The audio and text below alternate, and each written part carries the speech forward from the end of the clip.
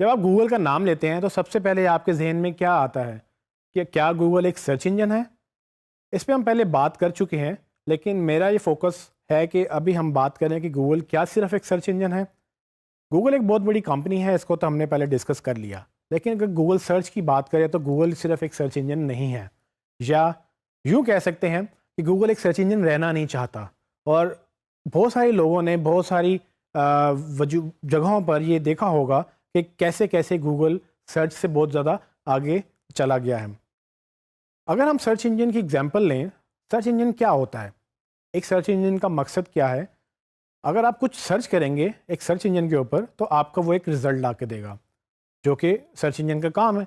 अगर आपने for example कुछ सर्च किया, लेट्स सपोज कि मूवी का नाम सर्च कर रहे हैं तो वो आपको मूवी का रिज़ल्ट देगा। अगर आपने कोई रेस्टोरेंट का नाम सर्च किया तो आपको रेस्टोरेंट का रिज़ल्ट देगा। इसी तरह से आप जो जो सर्च करते जाएंगे वो उस तरह से रिज़ल्ट देता जाएगा। लेकिन एक आंसर इंजन क्या करता है? एक आंसर इंजन को जवाब देना होता है, क्योंकि वो आंसर करना चाहता है और वो आंसर इंजन बनना चाहता है।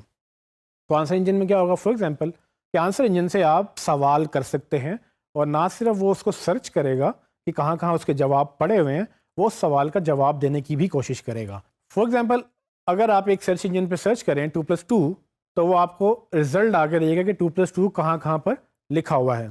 लेकिन अगर आप एक आंसर इंजन से पूछेंगे 2+2, तो वो आपको ना सिर्फ ये बताएगा कि 2+2 कहाँ कहाँ लिखा हुआ है, बल्कि वो आपको उसका आंसर भी देगा, जो कि है 4।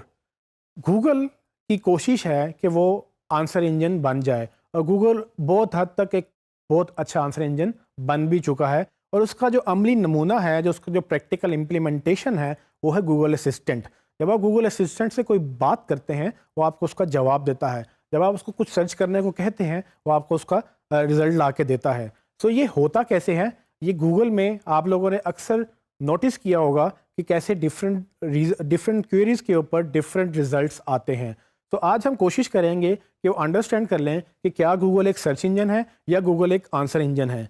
ये अक्सर एक बहुत बड़ी बहस बन जाती है, लेकिन गूगल स्टार्ट तो एक सर्च इंजन के तौर पे हुआ था, लेकिन गूगल की अल्टीमेट कोशिश ये है, गूगल की इम्कान ये है कि वो एक बेहतरीन आंसर इंजन बनना चाहता है। और गूगल ये चाहता है कि एक वक्त ऐसा भी आए कि उसको आप पूछें भी कुछ ना, और वो फिर भी आपको उसका जवाब दे दे जो आपको उस वक्त चाहिए होगा। तो गूगल की पूरी कोशिश है कि वो उस वक्त उस तरफ जाए।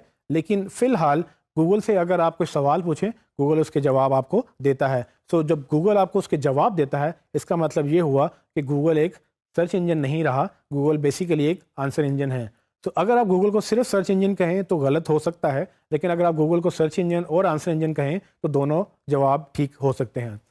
आइए चलते हैं और देखते हैं कि गूगल कैसे किस डिफरेंट क्यूरीज के ऊपर किस तरह से अपना रिजल्ट बदलता है, और उसको कैसे वो दिखाता है, क्योंकि उसको शायद लगता है कि मैं कुछ और सर्च कर रहा हूँ और हमें कुछ और देखना चाहिए।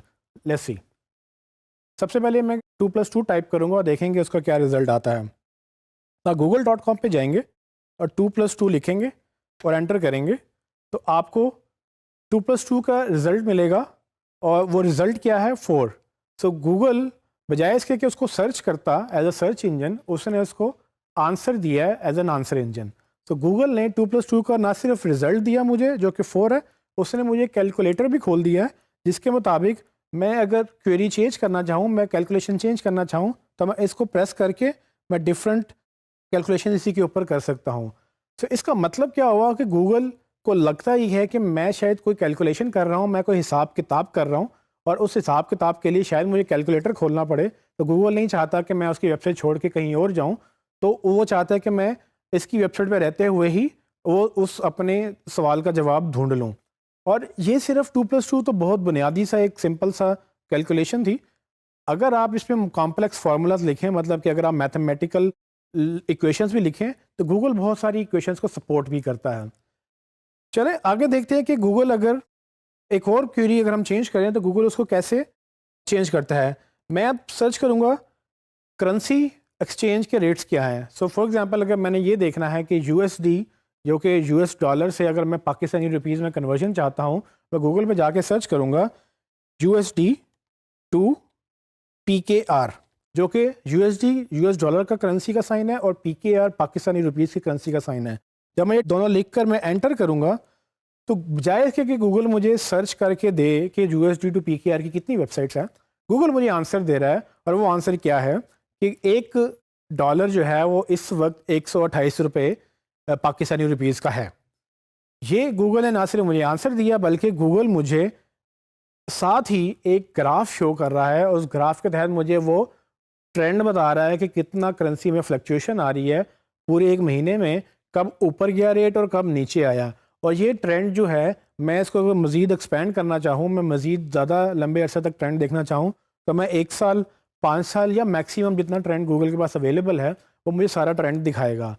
ये एक और एग्जांपल है जहाँ पर गूगल ने ना सिर्फ मुझे आंसर दिया, बल्कि उसने मुझे नीचे सर्चेस भी दी। तो अगर आप इसी रिज़ल्ट को स्क्रॉल करें और नीचे जाके देखें तो वो बहुत सारी डिफरेंट वेबसाइट्स भी दिखा रहा है। यहाँ तक कि वो मुझे इस वक्त ट्विटर के ऊपर रिजल्ट्स भी दिखा रहा है कि कहाँ कहाँ पर उसको क्या क्या इन्फॉर्मेशन मिली। लेकिन सबसे इम्पोर्टेंट बात यह है कि गूगल ने सिर्फ सर्च नहीं किया, गूगल ने बल्कि उसका आंसर भी किया। अब ये और क्वेरी मैं चेंज करता हूँ। फॉर एग्ज़ाम्पल, अगर आप फिल्में देखते हैं या ड्रामे देखते हैं और आपके कोई पसंदीदा एक्टर्स हैं, तो आप उनको सर्च करें तो क्वेरी थोड़ी सी बदल जाती है और नीचे लेआउट गूगल के सर्च का बदल जाता है।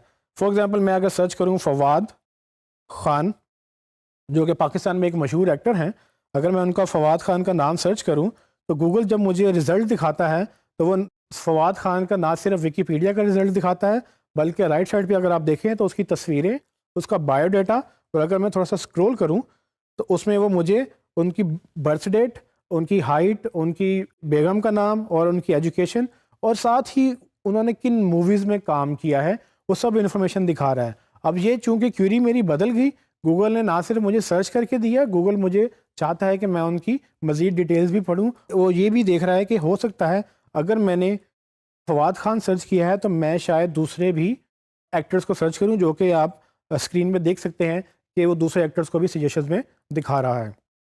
इसके बाद अगर मैं किसी जगह का नाम सर्च करूं, पाकिस्तान में या कहीं पर भी, तो गूगल उसके बारे में भी कुछ इन्फॉर्मेशन एक्स्ट्रा देता है।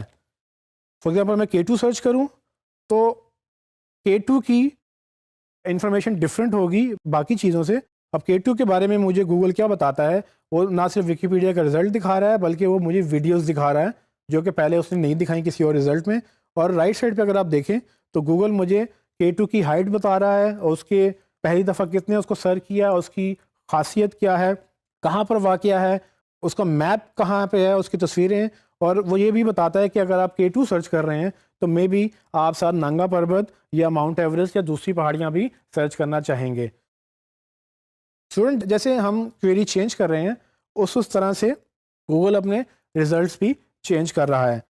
अब एक और बड़ी इंटरेस्टिंग बात है कि गूगल सिर्फ इंफॉर्मेशन ही कलेक्ट नहीं करता, गूगल फैक्ट्स एंड फिगर्स को भी एग्जैक्टली शो करता है। मिसाल लेते हैं कि आईफिल टावर, जो कि पेरिस में एक टावर है, अगर आप उसका हाइट जानना चाहते हैं और मैं लिखूं आईफिल टावर हाइट या हाइट ऑफ आईफिल टावर, तो गूगल मुझे एग्जैक्ट उसकी हाइट यहीं पर बता देगा, बजाय इसके कि मुझे कहीं और विकीपीडिया पे या किसी और वेबसाइट पे लेकर जाए जहां से मैं उसकी हाइट पढ़ सकूं। गूगल समझता है कि मेरा सवाल एक बड़ा सिंपल सा है कि मैं आईफिल टावर की हाइट जानना चाहता हूं, तो उसने कहा कि बजाय इसके कि वो मुझे कहीं और भेजे, वो खुद ही उसका आंसर देना चाहता है। जैसे ही मैंने आईफिल टावर सर्च किया, गूगल ने मुझे उसकी हाइट बताई जो कि 300 मीटर है, और उसने साथ ये भी बताया कि अगर आप उसकी टिप तक, यानी सबसे ऊपर ऊंचा पॉइंट है जहां तक उसकी वो टिप जाती है, अगर वहां तक आप कैलकुलेट करें तो 324 मीटर्स उसकी हाइट है। साथ ही वो मुझे सजेशन देता है कि अगर आपने आईफिल टावर की हाइट पूछी है तो शायद आप बुर्ज खलीफा जो कि दुबई में है, या एम्पायर स्टेट बिल्डिंग जो कि न्यूयॉर्क में है, इस तरह की आप डिफरेंट बिल्डिंग्स की भी हाइट जानना चाहते होंगे। राइट साइड पे वो मुझे उसकी आईफिल टावर की तस्वीर दिखा रहा है, उसका मैप की लोकेशन दिखा रहा है। अगर मैं मैप्स पे क्लिक करता हूँ तो वो मुझे उसके गूगल मैप्स के ऊपर ले जाएगा जहाँ पर मैं उसकी लोकेशन देख सकूँगा। तो ये वो डिफरेंट तरीके हैं जैसे गूगल अपनी डिफरेंट क्वेरीज के साथ ना सिर्फ आपको सर्च रिजल्ट्स दिखाता है, और बल्कि वो आपको आंसर्स भी देता है। तो इससे ये साबित हो सकता है कि गूगल सिर्फ सर्च इंजन नहीं है, गूगल एक आंसर इंजन है, और गूगल मज़ीद कोशिशें कर रहा है कि वो इस आंसर इंजन में बेहतरी लाए और वो ज़्यादा से ज़्यादा आपको अंडरस्टैंड करते हुए आपको वो आंसर प्रोड्यूस करें। तो इससे ये साबित होता है कि गूगल ना सिर्फ सर्च इंजन बनना चाहता है, बल्कि गूगल एक आंसर इंजन है और गूगल की कोशिश है कि वो मज़ीद इसमें बेहतरी लाए और दिन ब दिन वो इसको बेहतर कर भी रहा है।